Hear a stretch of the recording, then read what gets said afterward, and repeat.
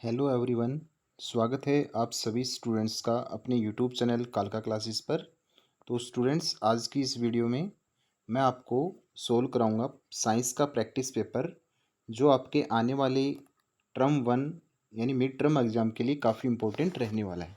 तो स्टूडेंट्स, आपको पता है कि आपका जो एग्ज़ाम है टोटल 60 मार्क्स का आने वाला है, जिसमें से आपके 3 सेक्शन होंगे, ए, बी और सी। अगर हम इसको डिवाइड करेंगे तो 3 सेक्शन में आपका डिवाइड होगा, ए, बी और सी। तो देखिए, स्टार्ट करते हैं हम हमारे इस पेपर को और देखेंगे हम किस प्रकार के क्वेश्चन आते हैं। तो सबसे पहले आपका सेक्शन ए आता है, जिसमें पहला क्वेश्चन जो है उसका पार्ट 1 कुछ इस प्रकार से है। तो स्टूडेंट्स, अगर आप नए हैं तो हमारे चैनल को सब्सक्राइब ज़रूर करें, ताकि आपको हर वीडियो की नोटिफिकेशन टाइम टू टाइम मिलती रहे। तो देखिए, सबसे पहले क्वेश्चन में क्या पूछा गया है, हैजा एक के कारण से होता है। तो फिल इन द ब्लैंक्स आपको फिल करना है। तो ये किसके कारण होता है बच्चों? बैक्टीरिया। हिंदी में आप क्या लिखोगे? एक किसके कारण होता है? जीवाणु के कारण से होता है। ठीक है, क्या लिखेंगे? जीवाणु के कारण से होता है। तो ये इसका आंसर हो जाएगा।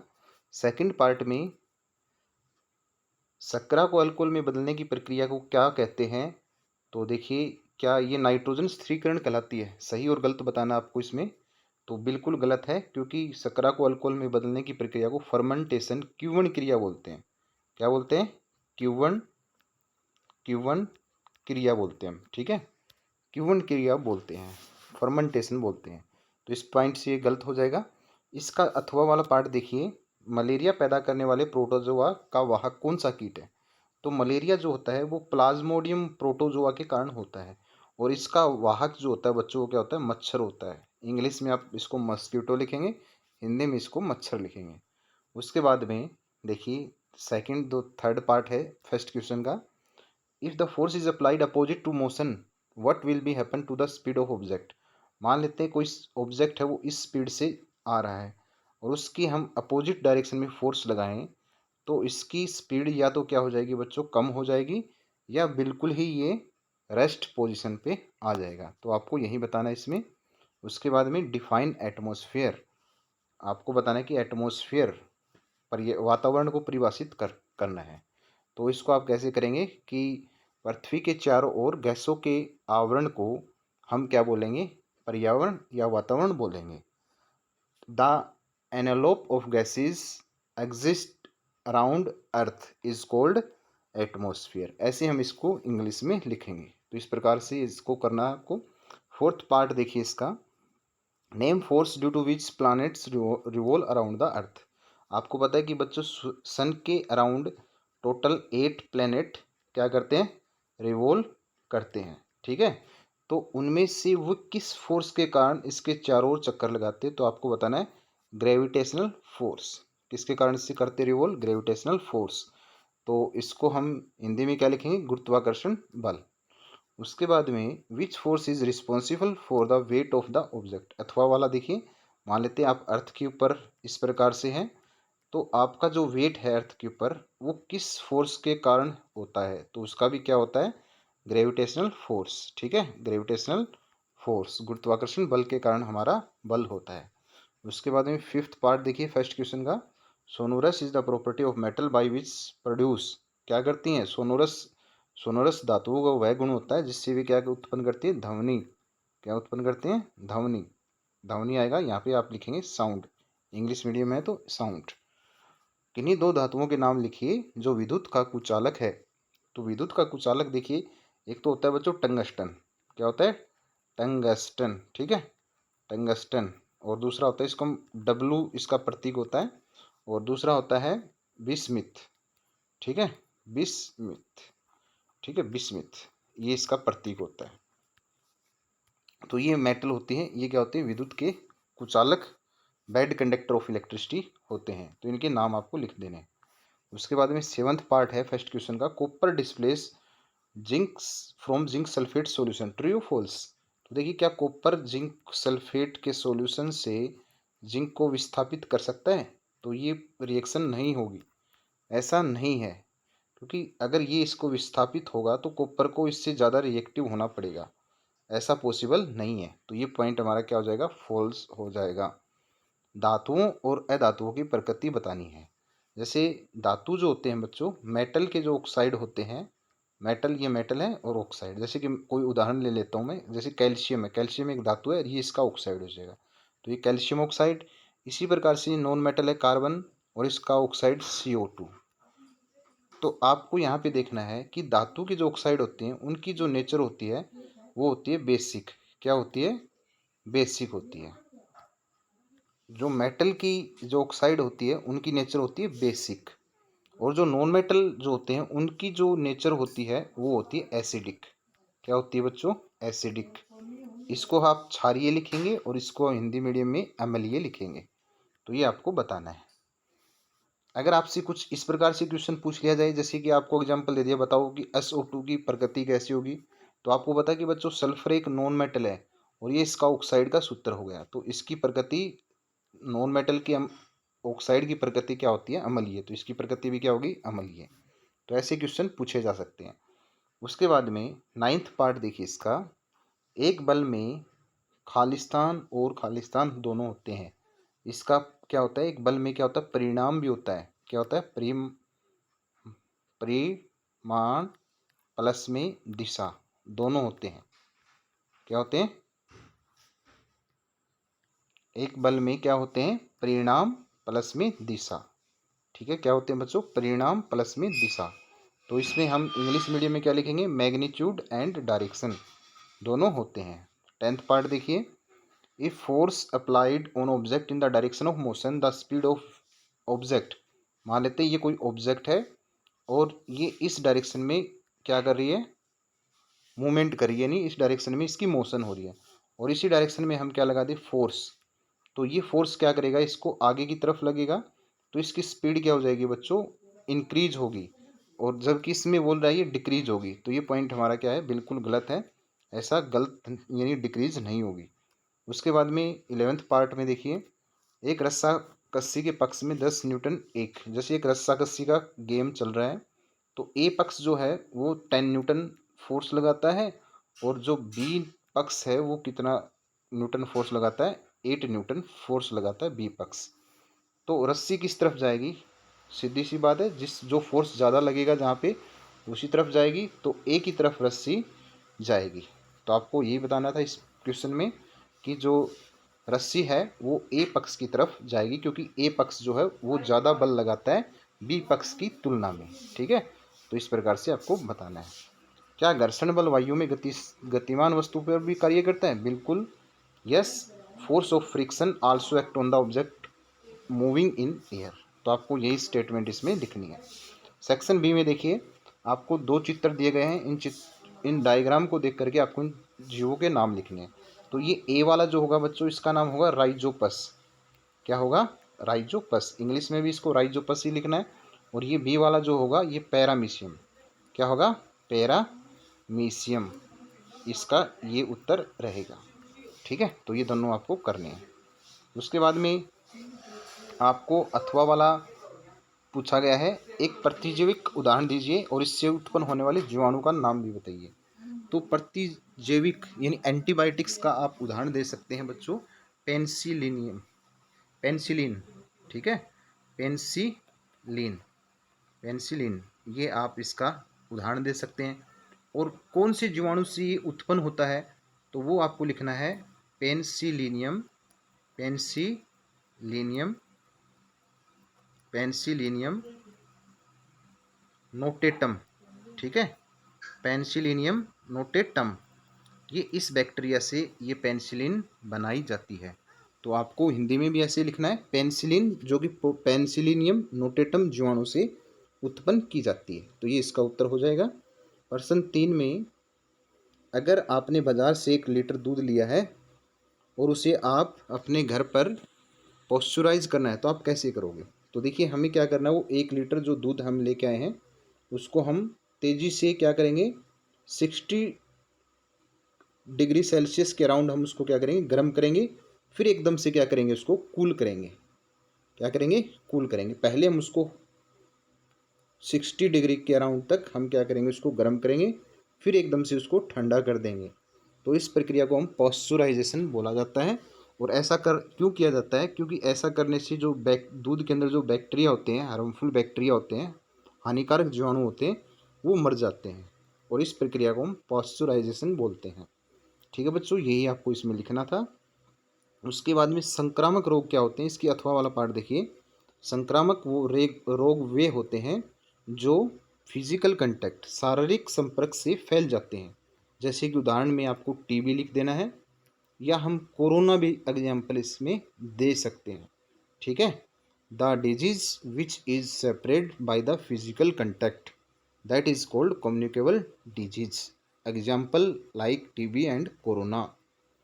उसके बाद में 4 क्वेश्चन में, if you store lemon pickle in aluminium utensils at your home then you find that after some days it gets spoiled, explain why. आपको एल्यूमिनियम के बर्तन में नींबू का अचार नहीं रखना चाहिए। क्यों नहीं रखना चाहिए? देखो, एल्यूमिनियम क्या होती है बच्चों, एक धातु होती है, यानी मेटल होती है। और नींबू में क्या होता है, एसिड होता है, अम्ल होता है। ठीक है, जब एसिड मेटल के साथ में रिएक्शन कर लेता है और क्या बनाएगा, साल्ट प्लस में हाइड्रोजन गैस। ठीक है, और ये साल्ट जो होता है ना, ये पॉइजनियस होता है, हानिकारक होता है। क्योंकि नींबू के साथ, नींबू के बर्तन के साथ में, नींबू के अंदर क्या होता है, एसिड होता है, वो उसके साथ में रिएक्शन कर लेता है, और रिएक्शन करके क्या बनाता है, साल्ट प्लस में हाइड्रोजन गैस। और ये साल्ट जो होता है, जो नींबू के अचार में उत्पन्न हो जाता है, ये पॉइजनियस होता है। तो इसलिए जो रखा हुआ अचार खराब हो जाता है और एक जहर की तरह काम करता है। तो हमें नहीं रखना चाहिए। ठीक है, आई होप कि आपको समझ में आ गया होगा बच्चों। साथ साथ में चैनल को सब्सक्राइब जरूर करना बच्चों, क्योंकि आपका एक सब्सक्राइब मुझे आगे की वीडियो बनाने के लिए मोटिवेट करता है। तो ये इस कमी को आप पूरा कभी कम मत होने देना। सब्सक्राइब और अपने फ्रेंड्स के साथ शेयर जरूर करना। उसके बाद में क्वेश्चन नंबर 5 देखिए। पहाड़ों की ऊंचाई पर कभी कभी लोगों की नाक से खून बहने की समस्या का सामना करना पड़ता है, क्यों? ऐसा बताना है। एट हाई एल्टीट्यूड्स और mountains sometimes the people face problem of nose bleeding. अब आप देखिए, पहाड़ी एरिया में जैसे जैसे हम ऊपर जाएंगे तो एटमोस्फेरिक जो प्रेशर होता है वो कम हो जाएगा। ठीक है, और हमारी बॉडी का जो प्रेशर है वो क्या हो जाएगा बच्चों, इंक्रीज होगा। आपको पता है ना, जैसे जैसे हम ऊपर पर्वत के ऊपर जाते हैं तो एटमोस्फेरिक जो हवा का जो प्रेशर होता है ना, वो क्या, क्योंकि हवा कम होती जाएगी ऊपर जाएंगे तो प्रेशर भी क्या हो जाएगा, कम हो जाएगा। और बॉडी का, हमारी बॉडी के अंदर तो प्रेशर है, वो उसके कंपैरिजन में क्या हो जाएगा, ज़्यादा हो जाएगा। तो इस कारण से व्यक्ति के अंदर जो ब्लड वेसल्स होती हैं वे क्या होने लगती हैं, क्योंकि बॉडी का प्रेशर जो होता है वो ज़्यादा होने के कारण से जो ब्लड वेसल्स होती हैं वो लीकेज होने स्टार्ट हो जाती हैं। छोटी छोटी ब्लड कैपिलरीज होती हैं वो फटनी स्टार्ट हो जाती हैं। इस कारण से नाक से खून निकल जाता है। तो ये आपको इसमें बताना है। उसके बाद में इसमें अथवा वाले जो पार्ट में देखिए, नकुले नकुले किल की कुंद की तुलना में लकड़ी में ठोकना आसान क्यों है? Why is easier hammer a sharp nail into wood than a blunt one. देखिए, मान लेते हैं ये कोई लकड़ी के 2 पीस हैं। ठीक है, इसमें आप एक में किल ठोक रहे हैं और दूसरे में आप भट्ठा, मतलब जिसका आगे का पैना जो है, जो सिरा है वो नकुला ना हो, उसको हम क्या बोलेंगे बच्चों, ब्लंट। ब्लंट बोलेंगे, यानी भट्ठा जिसको हम बोलते हैं। अब इसको हम थोड़ी सी इसके अंदर, लकड़ी के अंदर ठोक रहे हैं तो ये आसानी से चला जाएगा, जबकि ये इसमें मुश्किल से हमें ठोका जाएगा। अब आपको पता है कि बच्चों, इसको हम इस प्रकार से एक्सप्लेन करेंगे। प्रेशर जो होता है वो आपको पता है कि फोर्स पर यूनिट एरिया होता है। अब यहाँ पे लकड़ी का जो किल हम जिस लकड़ी के अंदर ठोक रहे हैं उसके आगे का सिरा देखिए आप, ये क्या है, बिल्कुल कम एरिया है इसका। इसका एरिया क्या है, कम एरिया है। तो हम थोड़ा सा फोर्स लगाएंगे, एरिया कम होगा तो प्रेशर क्या होगा, ज़्यादा होगा। तो थोड़ा सा फोर्स लगाते ही क्या होगी, इसके अंदर इजीली से चली जाएगी क्या, जो लोहे की पिन है, किल है। जबकि यहाँ पे एरिया क्या है, ज़्यादा है। ज़्यादा होगा तो प्रेशर होता है फोर्स पर यूनिट एरिया। तो एरिया ज़्यादा होगा, देखो ये क्वांटिटी अगर ज़्यादा होगी तो ये वाली क्वांटिटी क्या होगी, कम हो जाएगी। तो ये इजीली से इसके अंदर नहीं ठोका नहीं जाएगा। ठीक है, तो इस यही रीज़न आपको इसमें एक्सप्लेन करके समझाना है। तो क्वेश्चन 6 में देखिए, किसी वस्तु की गति की स्थिति को धक्का और खींचना दोनों द्वारा बदलने की स्थिति के 2 उदाहरण दीजिए। किसी वस्तु, देखो give two example of situation to change the status of motion of object by both push या पुल। तो देखिए हम किसी ऑब्जेक्ट की सिचुएशन को चेंज कर सकते हैं। जैसे मान लेते हैं ये कोई खिड़की है, इस खिड़की को हम क्या करेंगे, पुश करेंगे तो ये क्या होगी, अपनी पोजीशन को चेंज कर लेगी, कुछ इस प्रकार से पोजीशन में आ जाएगी। अगर इसको हम इस प्रकार से पुल करते हैं तो ये वापस अपनी नॉर्मल पोजीशन में आ जाएगी। तो इस प्रकार से आपको उदाहरण दे करके बच्चों हमें तो हमें इस प्रकार से उदाहरण दे करके बताना है, ठीक है। उसके बाद में देखिए, why is it comfortable to lift school bag with broad straps than thin straps. पतली पट्टियों की तुलना में चौड़ी पट्टियों वाले स्कूल के बैग को उठाना सुविधाजनक क्यों है। देखिए ये कोई बैग है इस प्रकार से, ठीक है बच्चों, ये बैग मान लेते हैं इस प्रकार से, और ये इस प्रकार से दूसरा बैग है, ठीक है, ये मान लेते हैं इस प्रकार से, ठीक है। ये बैग जो है ये चौड़ी पट्टी का है और ये पतली पट्टी का है, ये पट्टी है इनकी, ठीक है, ये इस प्रकार से। अब देखो इसमें आपको ये बैग ले जाना स्कूल में आसान होता है, इसको उठाना सुविधाजनक होता है, इसको मुश्किल होता है। आप इसको बताना है कि ऐसा क्यों होता है, तो हमें साइंटिफिक रीजंस के साथ इसको एक्सप्लेन करना है। तो इसमें आपको ये ट्रिक काम आएगी कि प्रेशर होता है वो फोर्स पर यूनिट एरिया होता है। आप इनको शोल्डर पे अपने लगाते हैं पिच, तो शोल्डर पे क्या होगा, देखो एरिया किसका ज़्यादा है, किस स्ट्रिप का, इसकी पट्टी चौड़ी है ना, तो इसका एरिया क्या होगा, ज़्यादा होगा। ज़्यादा होगा, ये वाला एरिया ज़्यादा होगा तो इसका प्रेशर क्या होगा, कम होगा। तो यानी हमारे कंधों के ऊपर इसका प्रेशर कम होगा, तो ये हमारी ईजिली से हमारी शोल्डर में धसेंगे नहीं, जिससे हमें दर्द नहीं होगा और आसानी रहेगी।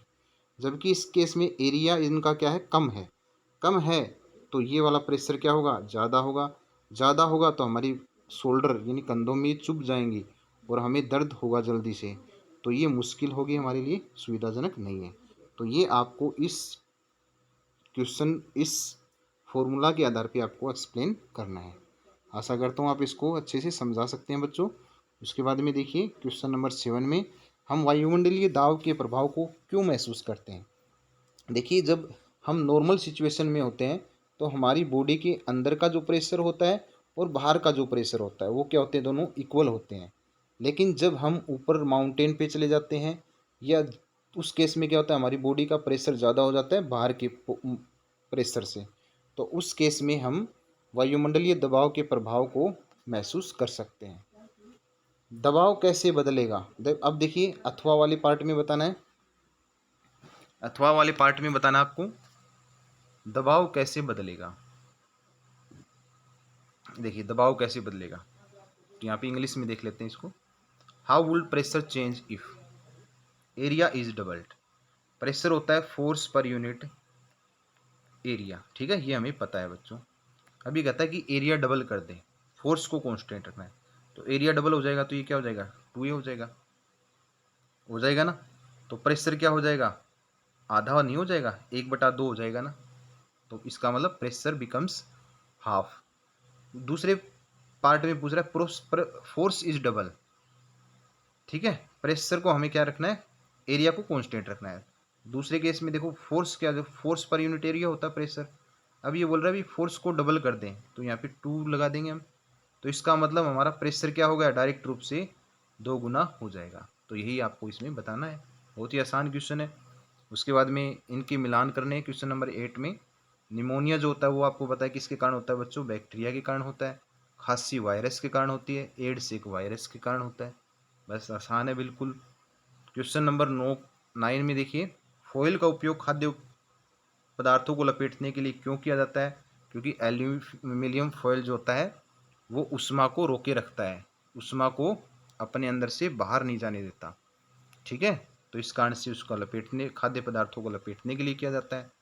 उसके बाद में, द्रव्यों को गर्म करने के लिए विसर्जन छड़ें धात्विक पदार्थ से बनी होती हैं, क्योंकि जो धातु होती हैं वे क्या होती हैं, immersion rod of heating liquid are made up of the metallic, क्योंकि जो मेटल की बनी जो धातुएं होती हैं वो इलेक्ट्रिसिटी की और हीट की गुड कंडक्टर होती हैं, और गुड कंडक्टर होने के कारण से उसमें इलेक्ट्रिसिटी जाएगी तो वे क्या होंगी, गर्म भी होंगी, और गर्म होने से पानी जो होगा वो हमारा गर्म हो जाएगा, ठीक है। अगर हम लकड़ी की बना देते तो ऐसा नहीं हो पाता, तो इसलिए मेटल की ही बनाई जाती हैं। उसके बाद में सी वाला पार्ट देखिए, copper can not displace zinc from its salt. इसके रीज़न देना है कि कॉपर जो है वो जिंक के सल्फेट से, इसका जो साल्ट है उससे इसको डिस्प्लेस नहीं कर सकता, बिल्कुल नहीं कर सकता, क्योंकि कॉपर जो है वो कम क्रियाशील होता है, यानी copper is less reactive than zinc metal, so it can not displace zinc from its salt solution. ठीक है। डी वाला पार्ट देखिए, sodium and potassium are stored in kerosene. क्योंकि सोडियम और पोटासियम इसलिए कैरोसिन ऑयल में, जो मिट्टी का तेल होता है उसमें इसलिए डुबो कर रखते हैं, क्योंकि ये इजीली से अगर हम मिट्टी से बाहर रख दें, जैसे मान लेते हैं हमने बाहर रख दिया ये, ठीक है, इस प्रकार से दो मेटल लिए हमने बाहर रख दी, तो एयर, जैसे हम मिट्टी के तेल में नहीं रख रहे हम, तो यहाँ पे एयर है, एयर में क्या होगी, कुछ एयर में नमी होगी, यानी H2O भी होगा और ऑक्सीजन होगा। इनके जैसे ही संपर्क में आएंगी तो इजिली से रिएक्शन कर लेंगी और ये क्या कर लेंगी, फायर को कैच कर लेंगी, यानी आग पकड़ लेती हैं। जबकि हम मिट्टी के तेल में डुबोते हैं तो इनसे इनका कंटेक्ट टूट जाता है और ये सुरक्षित रहती हैं। इस कारण से हम इसको मिट्टी के तेल में डुबो कर रखते हैं। उसके बाद में इनका अथवा वाला पार्ट है, मैच, कॉलम को मैच करना है। कॉपर क्या होती है बच्चों, एक क्या होती है, कॉपर से इलेक्ट्रिक वायर बनते हैं या नहीं बनते, बिल्कुल बनते हैं। सिल्वर क्या होती है, ज्वेलरी, आभूषण बनते हैं, चांदी की पाजेब गुट्ठी जो भी होती है बनती हैं। ठीक है। नाइट्रिक एसिड क्या होता है बच्चों, एक एसिड होता है। ठीक है। और कॉपर हाइड्रोक्साइड, ये क्या होता है बच्चों, एक बेस होता है।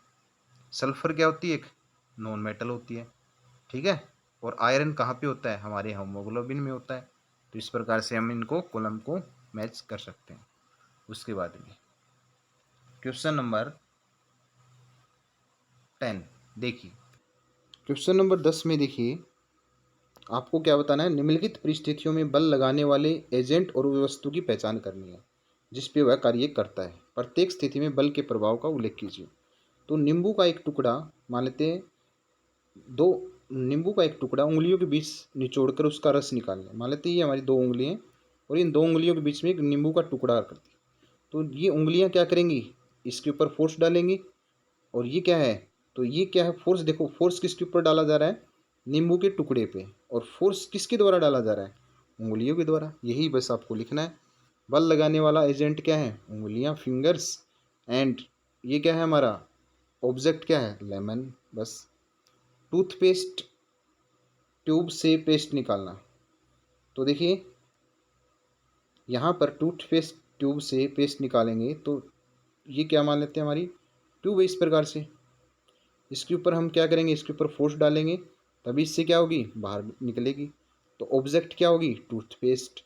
और हम फोर्स किसके ऊपर डाल रहे हैं, हैंड से या फिंगर्स से, तो क्या होगी, एजेंट क्या होंगी, फिंगर्स होगी।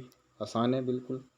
उसके बाद में सी वाला पार्ट देखिए, एक स्प्रिंग से लटका हुआ भाग, मान लेते हैं ये कोई स्प्रिंग है, इस प्रकार से, ठीक है, इस प्रकार से कोई स्प्रिंग है, लटका हुआ भार, तो ये इससे बाहर मान लेते हैं लटका हुआ है स्प्रिंग से। उसका दूसरा सिरा दीवार से लगे हुक पर होता है, मान लेते हैं ये दीवार है, इस प्रकार से, क्या बच्चों, दीवार है ये। ठीक है। तो देखिए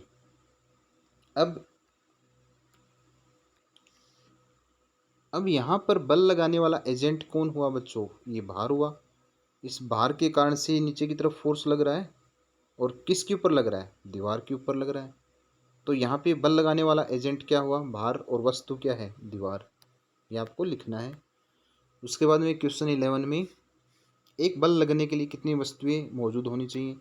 तो बल लगने के लिए बच्चों क्या होनी चाहिए, ऑब्जेक्ट होना चाहिए और एजेंट होना चाहिए, है ना। एजेंट होगा तो वो बल लगाएगा, किसके ऊपर लगाएगा, कि कोई चीज़ तो होनी चाहिए जिसके ऊपर बल लगा सके, तो ऑब्जेक्ट। तो दो वस्तुओं का होना चाहिए, एजेंट और ऑब्जेक्ट। ठीक है। दो दोस्त ए और बी एक ही दिशा में एक बॉक्स पे 2 न्यूटन और 4 न्यूटन बल लगा रहे हैं। ये मान लेते हैं ये ऑब्जेक्ट है, दो दोस्त हैं, दोनों सेम डायरेक्शन में बल लगा रहे हैं, एक 2 न्यूटन और दूसरा 4 न्यूटन। तो दोनों क्या हो जाएंगे, सेम डायरेक्शन में है तो बल जुड़ जाते हैं, टोटल क्या हो जाएगा, 6 न्यूटन बन जाएगा।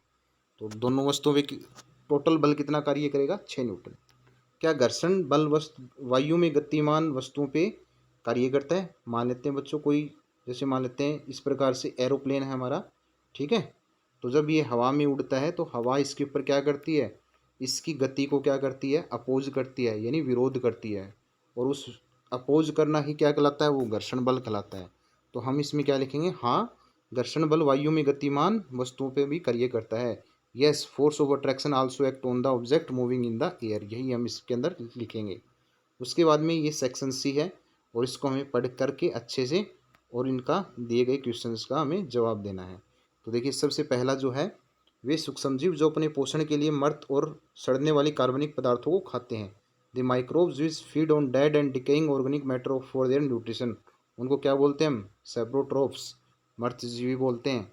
ठीक है, पार्ट 2 में the bacteria which convert atmospheric nitrogen into nitrates, उनको हम क्या बोलते हैं, उनको बोलो क्या बोलते हैं, राइजोबियम, राइजोबियम। ठीक है, बी, बी इसका सही उत्तर रहेगा। सी में देखिए, दूध से दही, the bacteria which is responsible for the production of curd and cheese from milk, उसको हम लैक्टोबैसिलस बोलते हैं, ऑप्शन ए सही रहेगा। फोर्थ में देखिए, the micro which are responsible for the process of fermentation in beverage industries is, उसको हम क्या बोलते हैं, उसको हम बोलते हैं यीस्ट, ऑप्शन डी सही रहेगा। क्वेश्चन 13 को भी हमें इसी प्रकार से पढ़ना है और दिए गए प्रश्नों का जवाब देना है। The microorganism which is responsible for causing disease are called, उसको हम क्या बोलते हैं, पैथोजन। ठीक है, उनको हम पैथोजन बोलते हैं, जिनके कारण से बीमारियां फैलती हैं, रोग उत्पन्न करते हैं। Second part, which of the following is infectious disease caused by micro organisms, देखो एड्स, ट्यूबरक्लोसिस, तो इसमें जो छूने से फैल जाती है, इन्फेक्शन फैल जाता है, तो ट्यूबरक्लोसिस, और ये किसके कारण से होता है बच्चों, बैक्टीरिया के कारण से होता है। ठीक है, उसके कारण अगला देखिए third part, which one of the flowing disease caused by virus, virus से कौन सी बीमारी होती है, तो इसमें आपको बताना है। तो यहाँ पर बच्चों जो हेपेटाइटिस है वो क्या होती है कि विषाणु से होने वाली बीमारी है। The microorganism which is living only when inside the host, उसको हम क्या बोलते हैं, वो वे सूक्ष्मजीव जो केवल प्रपोसी के अंदर रहने पर ही जीवित कहलाते हैं, तो वे क्या कहलाते हैं, वायरस कहलाते हैं। ऑप्शन डी इसका सही रह जाएगा, सही उत्तर रहेगा। उसके बाद में 14 का देखिए, यहाँ पे इनमें आपको क्या लिखना है, some properties are listed in the following table, distinguish between metal and non metal on basis of their properties. तो देखिए आपको यहाँ पर क्या लिखना है बच्चों, कि धातुओं में हार्डनेस होती है, क्या होती है, होती है बिल्कुल। ठीक है, तो यस, यहाँ पे आप यस करेंगे। यहाँ पे नॉन मेटल है, धातुओं में नहीं होती।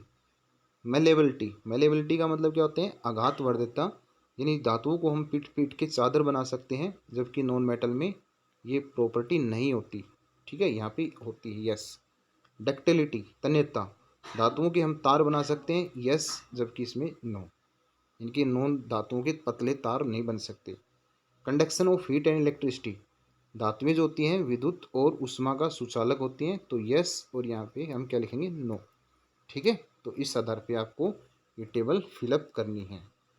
तो बच्चों इस प्रकार से क्वेश्चन आपका 15, देखिए 15 के बारे में आपको यहाँ पे एक्सप्लेन करके लिखना है कि धातु क्या होती हैं, ये प्रॉपर्टी आपको दी गई प्रॉपर्टी, हार्डनेस के बारे में लिखना है कि metal are hard and non metal are become soft. ठीक है, कुछ एक्सेप्शन भी होते हैं, तो वो भी आपको साथ में लिखने हैं। उसके बाद में क्वेश्चन 15 देखिए, धातु और अधातु, ये इसके पढ़ करके आपको नीचे दिए गए क्वेश्चन का जवाब देना है। विद्युत तार बनाने के लिए किस धातु का प्रयोग किया जाता है, कॉपर, पारा, सोडियम, सोना। तो देखिए कौन से किसका यूज किया जाता है, कॉपर का। ठीक है, कॉपर के इलेक्ट्रिक वायर बनते हैं, तो ऑप्शन बी सही रहेगा। उसके बाद में इसका second part, which metal use to make jewellery, तो गोल्ड और सिल्वर दोनों होते हैं, तो ऑप्शन ए इसका सही रहेगा। उर्वरक बनाने के लिए जिन धातुओं का उपयोग किया जाता है वे क्या हैं, तो आपको बताना है क्या होती हैं वो, नाइट्रोजन और फॉस्फोरस। ठीक है, ऑप्शन बी इसका सही रहेगा। उसके बाद में 4 वाला देखिए, जल के शुद्धिकरण के लिए प्रयुक्त अधातु, जो वाटर होता है वो प्यूरिफिकेशन के लिए किस नॉन मेटल का यूज किया जाता है, तो आपको याद रखना है क्लोरीन, ये ऑप्शन। इससे ये क्या करती है, क्लोरीन वाटर में जो प्रेजेंट बैक्टीरिया होते हैं उनको यह क्या करती है, किल करती है, तो इसका ऑप्शन ये रहेगा। तो बच्चों ये था आपका पूरा पेपर जो मैंने इस वीडियो में आपको सोल्व करवा दिया। बच्चों वीडियो कैसी लगी कमेंट बॉक्स में कमेंट करना न भूलें और अपने फ्रेंड्स के साथ शेयर ज़रूर करना बच्चों। और चैनल पे नए हैं तो बच्चों सब्सक्राइब चैनल को ज़रूर करें और अपने फ्रेंड्स के साथ शेयर करें। हम आपके लिए इसी प्रकार की वीडियो ज़रूर लेके आएंगे अन्य सब्जेक्ट के लिए। तब तक के लिए अपना ख्याल रखना। Take care. मिलते हैं नेक्स्ट वीडियो में बच्चों।